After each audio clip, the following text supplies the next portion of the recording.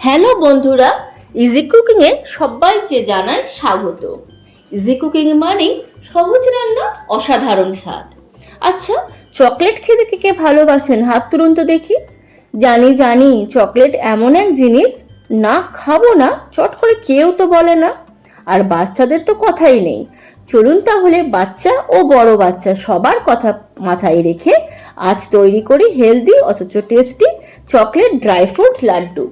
এই চকলেটটা বানাতে খুব বেশি ঝামেলাও নেই, আর বাড়িতে থাকা কয়েকটি উপকরণ দিয়ে খুব সহজে তৈরিও করা যাবে।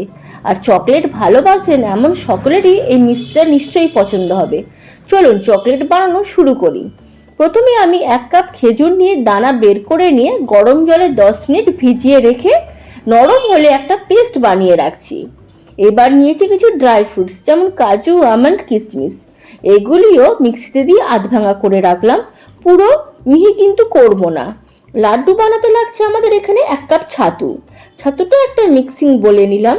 এবার দিয়ে দিচ্ছি আধ ভাঙা করে রাখা ড্রাই ফ্রুটস, খেজুরের পেস্ট, 2 চামচ কোকো পাউডার, 1 চামচ মাখন দিয়ে মেখে নিলাম। মেল্টেড ডার্ক চকলেট, এটা অপশনাল।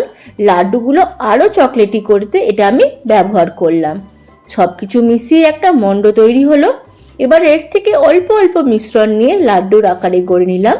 তারপর সবকটা লাড্ডুকে সেই মেল্টেড ডার্ক চকলেটের মধ্যে ডুবিয়ে একটা বাটার পেপার বসানো ডিশে রেখে ওপর থেকে কিছু সুগার বল দিয়ে সাজিয়ে 30 মিনিট ফ্রিজে রেখে চকলেট সেট হয়ে গেলে সার্ভ করুন।